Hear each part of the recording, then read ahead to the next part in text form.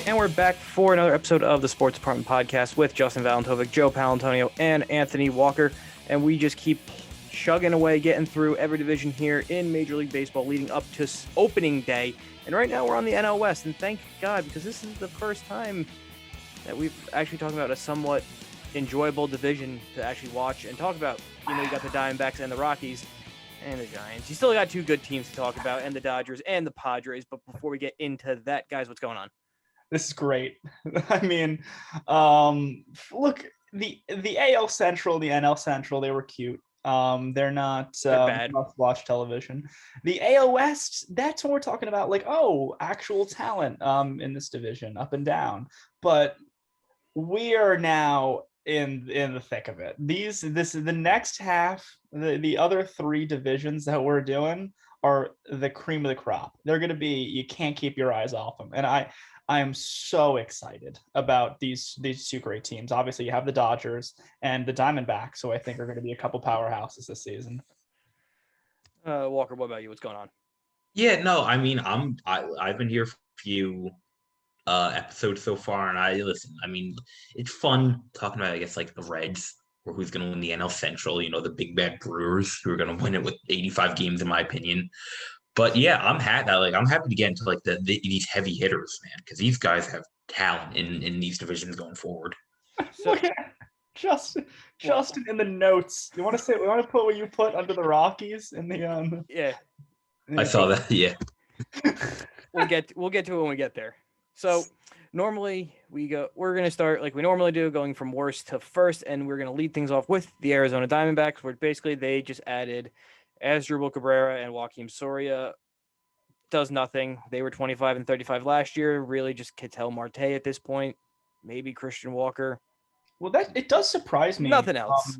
That the Diamondbacks finished last year. If you were to ask me like blindly, I would have thought they finished third in this division. So it's interesting that the Diamondbacks finished last and only at 25 and 35, which isn't, with 10 games under 500 isn't great, but it's not a last place team in some of these divisions.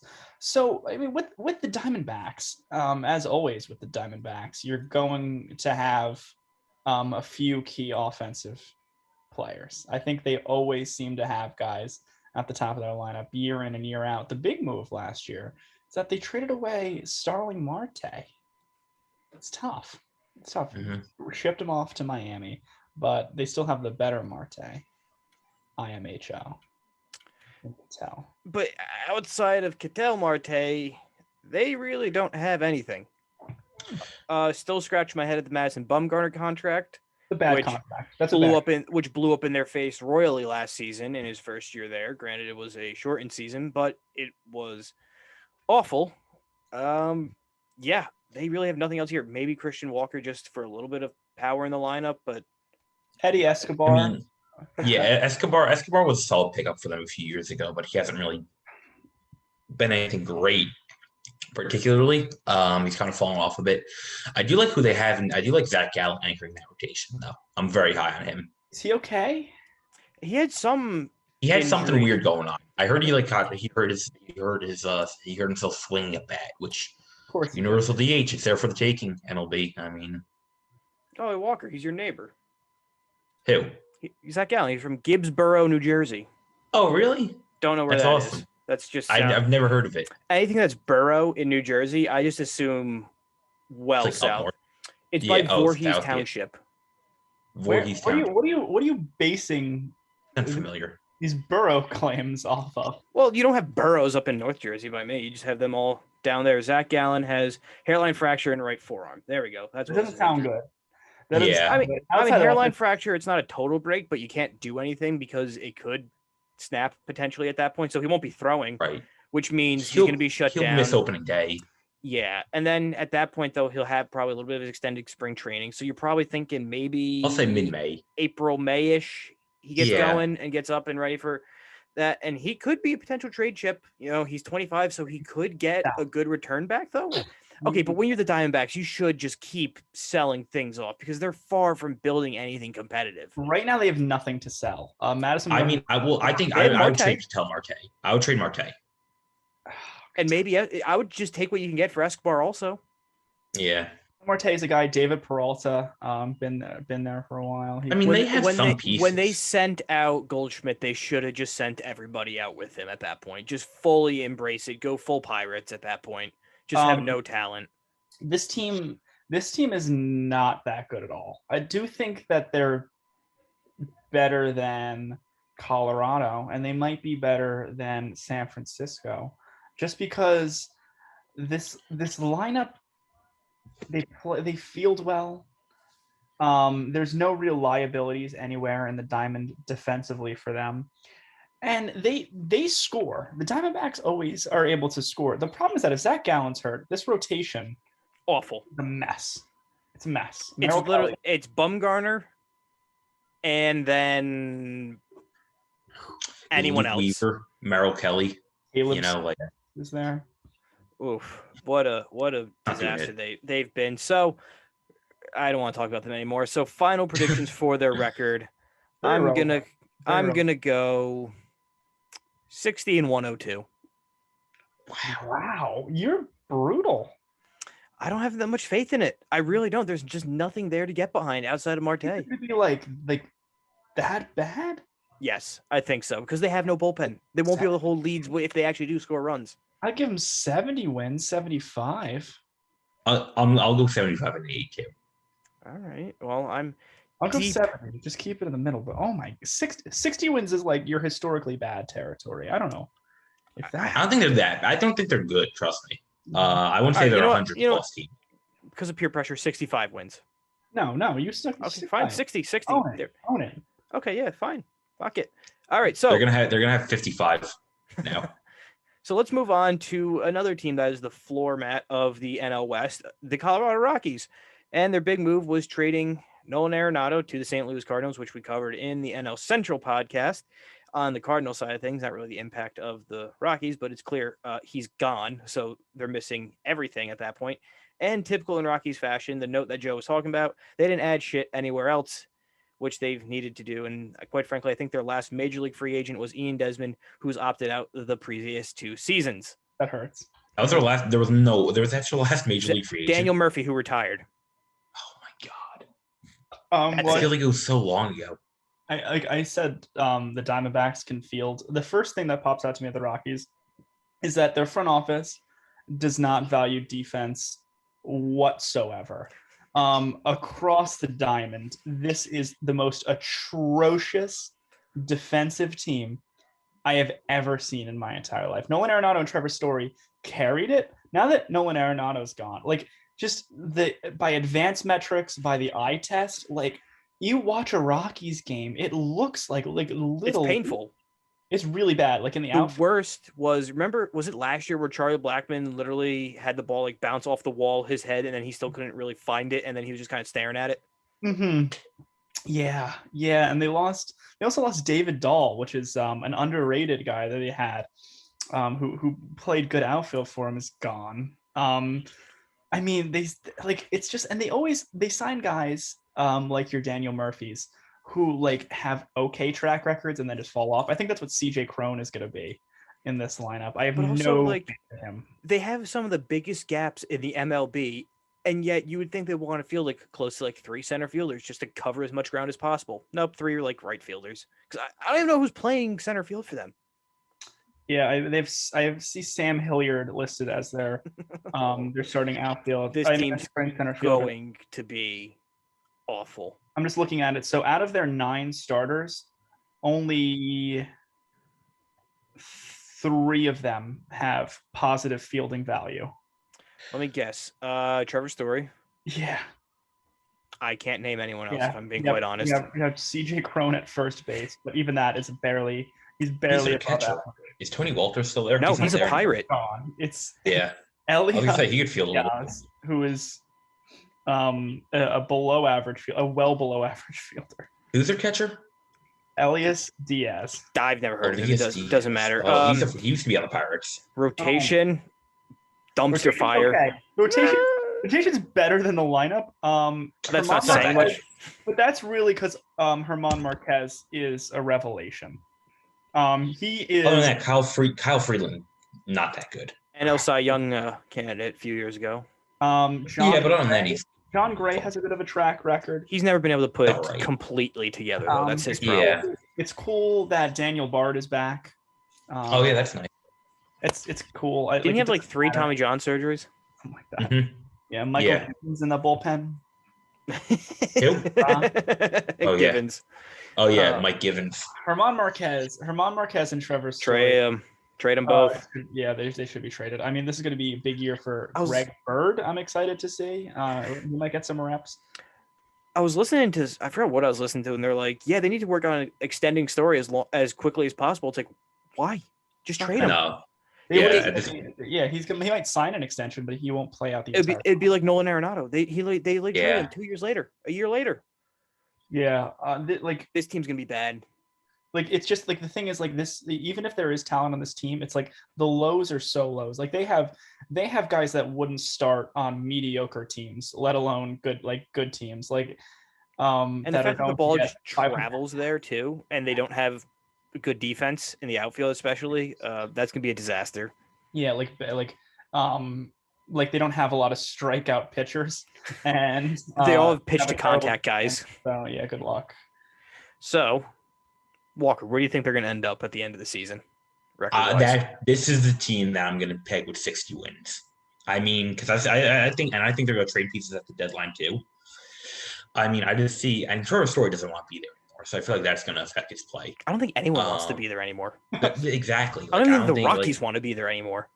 Yeah, like the morale in that team is so down right now. I see no future for them. So I'll peg them at 60 wins. Joe Powell, what do you think? Oh man, I'm gonna give him 6. They're just gonna win. They're just gonna win games just because it's just what happens. But I'm gonna give him 65 wins. But it's ugly. It's ugly. I think they're going to win more than 100 or lose more than 100 games. Oh, absolutely. Yeah. I'm gonna take you a little below you guys. I'm gonna say like 58 wins, just below. It's very rare that teams lose this many games. And so far, how many teams have you picked? I've picked a lot of bad seasons for a lot of teams this year. Like someone has to win the games that are being lost. Right. Generally, and those teams are playing against each other usually, so I don't know how that's gonna work. They don't have ties in baseball. Yeah, but they're going to be top 3 picking in the draft next year. If not, they're going to be number 2 behind the Pirates for sure. And let's talk about a team that's kind of not really sure what they're doing anymore. And that's the San Francisco Giants. You know, they're on the well past the dynasty era of Posey, Pence, and Bumgarner and all the good days of their 3 and 6 years championships. Last year, they finished almost 500. 29-31, Mike. They were in the wild card hunt for a while. They were a competitive team. And it's kind of funny that the year after they tried to go for it one more time with aging veterans, and the year they were like, all right, we're going to start tearing this slowly apart. That's when the aging veterans kind of produced a little bit. They brought in Alex Wood. Okay. Aaron Sanchez, they fill out the rotation. Other than that, the lineup is still the decaying old lineup of the World Series teams. They're not awful. They're not great. They're They're below average. I hate so much about what this team chooses to be. This is such Tell me about it. a dying empire, and it's just this commitment to the San Francisco Giants. Like we believe just in keeping guys forever and ever and ever long after we have to. And they're suffering for it. It might be nice for the fans, but it's such a boring team. But That's at the this problem, rate, too. like Belt, Crawford, Posey, all the World Series guys, they kept them around. Why didn't you just keep Bumgarner around for nostalgia at that rate? It's just no one wants to see it. No one wants to see Brandon. They're a very boring team to watch. Yeah, it really is. It is a boring team, and I think They don't trade pieces though. That's the thing. When was the last time the Giants sold at the deadline? No, They never. just don't do anything. Not in my lifetime. Like they don't They know let that Hunter you can trade Pence walk pieces. just to bring him back. No, they They just did the same thing with Bumgarner. They didn't trade Bumgarner at the deadline for some reason. And they just He signed, and they didn't even make an attempt to bring him back. It's like they don't know that he can trade pieces for prospects. At the They deadline. get guys and they just hang on to them. The Johnny Cueto contract is probably a big factor in why nothing's happening. At least they're out from under the Jeff Samardzija contract. Yes. Yeah, I do. A move I do like. I like Kevin Gausman in that rotation. I do think he's talented. That's actually, yeah, he finally figured out what he's supposed to have been 7 years ago. But I mean, That- Yastrzemski's also a fun player. Another ex-Oriole prospect. But yeah, I'm not I like this is just like a team that I just don't Like want. Yastrzemski should be traded. Posey, send him to like the Braves, his home state team. Try to make one more run with him. Belt, you could find a team for Crawford as a defensive replacement somewhere. Longoria, send him back to the Rays. Wilmer Flores. I mean, Wilmer Flores, Tommy La he might get Stella, emotional if you trade him, but And they extended La Stella to 3 years. ridiculous. Yeah. It's embarrassing. Saldano or Salvano, what? Solano. Yeah, Solano is another guy. Like Longoria, they have get a deal out legitimate. for him. They have players that they could sell off to like contenders for bench bats. Alex Dickerson had a great year last year. Trade him. Well, his value's high. I'm just the only thing I want to watch for the Giants here is who's the all-star? Like who's going to be The sympathy. It's going to be all-star? Yastrzemski as the sympathy all-star. It's gonna be Yastrzemski. Unless like Posey like announces his retirement and gets like the nod on the retirement tour, it's going to be Yastrzemski. This team just has I'm telling you, talent.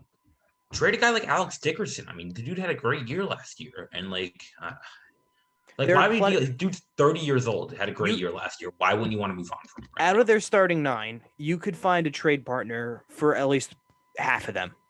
Yeah, For something, but they but they're all refuse- mediocre. That's the issue. Yeah. Well, that's the thing. They That's why don't win. refuse. Yeah, and Yeah. that's why they're average. And I think they're gonna. I think they're gonna finish at the end of it, 75 wins. 75 wins for the Giants. That's a respectable choice. I'll give them 75 too. Even with their idiot manager. Yeah. Yeah, that's a good point. I'll go 70. Yeah, they're old. They're old and decrepit. That's it. Yeah, they can still play. They're just old, and they're not going anywhere. But they refuse to completely go nuclear and blow it up. But one team who's young, exciting, and on the upward trajectory, San Diego Padres, 37 and 23 last year, and they went all in. They addressed their biggest need, which was pitching, and they got Blake Snell, Yu Darvish, and Joe Musgrove, as well as Mark Melanson and Keone Kela for back end arms. Obviously Clevenger's not there, but this is a fantastic rotation now, pairing it with one of the more exciting lineups in baseball. Team's a powerhouse. They are committed to winning, and that's what you want to see in baseball. It's awesome, and they are fun. This is a team that's going to be great to watch. One of the best infields in baseball, probably. One of the best defensive infields. Oh yeah. Even though Hosmer's old, he can still, play first base relatively well. Machado, He had a good year last year too. He had a good breakout year. And Machado, it's his best career as a Padre, basically. Right. Machado, we know what he is. Tatis hurt his wrist a little bit. We don't really know. What's his timetable? Do we even know?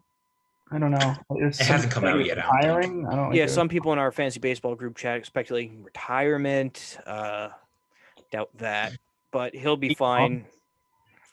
No, Padres though. This is the first time we've seen them legitimately go for it. When Machado signed 2 years ago now at this point, I remember we were all kind of in a meeting. We're like, why the hell did he go there? And we see why he's going there. They probably told him in those meetings, you're one of the last pieces offensively that we need, and we'll put everyone else around you. He also wanted Tatis with him, and he's there, and he's living up to the hype. Now remember, Trent Grisham is one of the most underrated players in baseball.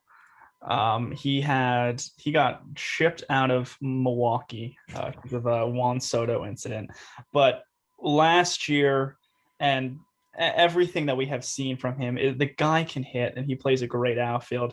He is a sleeper candidate to go off this year. Not to mention, the gift that was just a free giveaway from the Rays was Tommy Pham.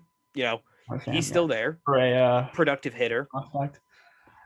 Blake Snell. I mean, the rotation is I think the best part of the team, though. I mean, they have 3 Cy Young candidates in a starting rotation potentially. Absolutely, and Joe Musgrove is a good pitcher. He is legit. I like Joe Musgrove. He's a good 3 to 5 starter, and he's their 5th starter. Yeah. Yeah. And especially now that Paddock actually has like help in a rotation, and it doesn't have to be just him having to pitch on 4 to 5 days rest and take a mental breather and go back down to the minors just to recollect himself. This is a really good rotation. Mackenzie Gore coming up. Probably next year. But yeah, they have him ready to go. At this point, honestly, I wouldn't be shocked if they traded him for another big piece. And just go all you in. got your rotation checked out. Yeah. Where does he fit? Because by next year, Exactly. Clevenger's going to be back. Mm-hmm. They do need. I think they need a legit closer. I don't think Pagan or Pomeranz, Melanson closer material. I could see them going for that at the deadline because that's when a lot of arms come available. Mm-hmm, mm-hmm. I can see him going for like maybe a Hater or something if they want to go. I mean, I wouldn't put it past. Wasn't there? There was some rumors with Hater linked to the Padres like a while ago, but that kind of went nowhere. I forget what it was. I forget what it was like speculation. It was like a mega deal with like Hater and like Yelich somehow going out to San Diego, which would have just been overkill at that point. I know it was something weird. It was, I don't know. It was something crazy, but it was all like speculation. I'm pretty sure. Knowing the Brewers, they just want like Jake Cronenworth back, and that's honestly, it's like a Brewer.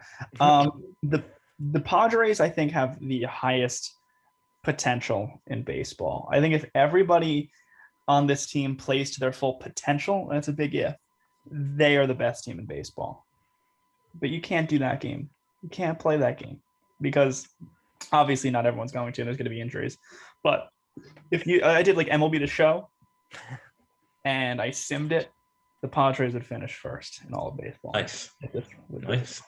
How many wins do they have? Yeah, they could really put up some runs here. They can win a lot of games. I think they're going to win 100 on the dot, 162. 100 on the nose. Finish second, though. Ooh. Walker, what do you think? I'll go 98. Mm-hmm. I'm going to take them with 102. Okay. Well, yeah. Sounds like a nice number. No, I don't think you could go wrong anywhere from 97 through 103, honestly. You think they're going to win the division? We'll get there. We'll get there. Justin. We'll get there. Let's talk about the last team, the reigning, defending NL West champions, but more importantly, World Series champion, LA Dodgers, 43-17, absolute dominant season last year. Didn't really lose anybody, but they re-upped and retooled, and they brought in NL Cy Young winner Trevor Bauer just because they can at this point, and they brought back Justin Turner, a nice little piece who's been there throughout basically the whole relevancy of this core team. Dodgers, can they repeat not just World Series, but at least the division? Yeah, they absolutely can. I have confidence in that. The thing about the Dodgers, they don't care about the luxury tax. No, they haven't cared at all. The ultimate sign of a team. Just flex. Just a flex. I love it. The Dodgers have. You could argue. So stupid. They have the best right fielder in the National League. You can argue they have the best center fielder in the National League. You can argue they have the best shortstop in the National League. And you can argue they have the best rotation in the National League. These are crucial positions, vital positions. I mean, it's a stacked team, and they just got better. And if Trevor Bauer is not, being a circus leader and actually – That's a big if. Yeah, and if the spin rate stuff and the ball substance stuff doesn't. Remember when he almost cut his finger off in the World Series, before his one start? With a drone. What an idiot! Oh, that's tough. I just remember that about him. Yeah. That was like the world's introduction to Trevor Bauer. If David Price come back, yeah, that is true. I mean, that's they signed Bauer, and he's their third starter, basically. Yeah. Probably. To have a Cy Young candidate winner as your third starter, that's just a gluttony of riches at that point. Yeah, Bueller probably going to start opening day. Then Kershaw. I think Bueller right now is the best on that staff. He is. Yeah, I feel like Kershaw scares me a little bit. It's more of a legacy thing. It's a legacy thing with Kershaw at this point. Kershaw's still really, really good. He's still really good. No, he is. Right. He's not what he was, obviously. No, we're not. He's kind of like he's not 2015 Kershaw. Remember when Verlander first got to the Astros, where it's like he was good, but like wasn't his best. But still very good. It's kind of what he's at right now. Even though Verlander would go on to win another Cy Young with the Astros. And, right. No, I get what you're saying. And I mean, the Blake Tryon move. Yeah, they've reassured the bullpen again. Kenley Jansen's still there, back end wise. They're deep. Dustin May, Tony Gonsolin, Julio Urias. Like, it's just stupid how good they are. It's deep. And that's the thing is that they didn't lose anyone either. Who they lose? Gavin Lux, Max Muncy's still there. Jock Peterson, their biggest loss this offseason. Like, come on, that it just clears an outfield spot for Chris Taylor, AJ Pollock. I'm sure they still have more prospects down on the farm considering their scouting is just absolutely absurd and ridiculous. So I'm sure they'll be fine with that too. So I don't know when this team is going to be bad again. It's not going to be. I really don't think so. I don't know. Betts could win the MVP. Cody Bellinger could win the MVP. Seager could win the Seager could win the MVP. Buehler, Muncy could hit 40 home runs. Yeah, Austin Barnes could easily win a Gold Glove and a Silver Slugger. I mean, and then Will Smith is still. Will Smith. I meant Will Smith. Sorry, not Austin. I was gonna say Austin Barnes. I was gonna say, all right. Barnes sucks. Yeah. Gavin Lux, we still haven't seen him and his full potential. Who's still young, so he'll be there for forever. Yeah. And the fact that Seager's hitting free agency next year potentially, and would they even really skip a beat if they lost him? Probably not too much. But that's how champions are built. Basically, is just depth and consistency, and the Dodgers have been the measuring stick of that for better part of 10 to 15 years at this rate. Quite frankly. Mm-hmm. Absolutely. They have been consistently great with no signs of slowing down. Yep. They're going to be dominant. It's just simple as that. No, and the only question really is just how do they play the Padres head to head? Because those are going to be those are going to be fun games to watch. Those will definitely be some Sunday night games for sure. I'm excited. They're going to go right head to head. And I do think the Padres do have more potential than the Dodgers, but I think track record, everything. We know what the Dodgers have have showed up. They have the experience in the big moments and they've delivered almost every single time. This is a team who's been to the World Series, 3 out of the last 4 years? Sounds right. Yeah. Something like that. Yeah. They've been in the NL. Right. They've been in the NL pennant and championship game for 5? It feels like forever. Yeah. 5 of the last 6. I want to say 5 of the last 6 or something. Probably since they very well won the NL East every year since 2013. 2016. Yes. 5. Yeah, and every year since. It's just we're seeing.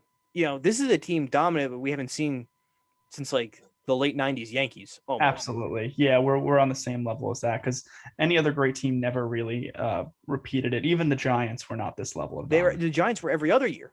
Yeah, this is a new level. Now, granted, they only have one World Series to show for it, but they're built for just sustained World Series run after run after run. The next 3 rings, they really could easily if it broke their way, and it very well could because. Say what you want, but outside the Yankees, there's really no team in the AL that goes pound for pound with them. No, absolutely. There are good teams in the AL, but that match up, offense to offense, rotation to rotation, bullpen to bullpen. Outside of New York, that's about it. And we've seen with New York where they can't get over the hump at all recently. So yeah, and there's no team I think even in the National League that in a 7-game series is better than them. I know the Braves got close. It's not. And the Padres, but that's yet to be seen, potentially. Yeah. They're just young still and inexperienced. So with that, I'm saying the Dodgers are going to win 108 games. I have them right around there, too. I have them at 107. Wow. I'll go 103. Ooh. So with that, I think then we all have the Dodgers winning the West. Easy. Yeah. Yeah. I just think the experience is going to play over the Padres. Padres win 100 games and finish 8 games back. That's what's going to happen. And they get a home wild card game, basically, at that point. We'll see. Mm-hmm. Can you imagine if the NL actually had a DH, how much more this lineup would just be Murderer's Row 2.0? Oh, goodness, I know. Because then it'd just be stupid at that point. Yeah, I mean, you don't know who would even be the DH because they would have signed somebody. It's tough. Muncy, I guess?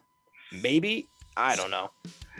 Maybe, yeah. Oh, boy. Well, that's the NL West preview podcast. We'll have an NBA trade deadline podcast, as well as a wrestling recap, and then the NL and AL East podcast coming up soon. To watch that, make sure you subscribe, follow us on Twitter, Instagram, and all our social media, and make sure to listen to on Apple Podcasts and Spotify. We'll see you in the next one.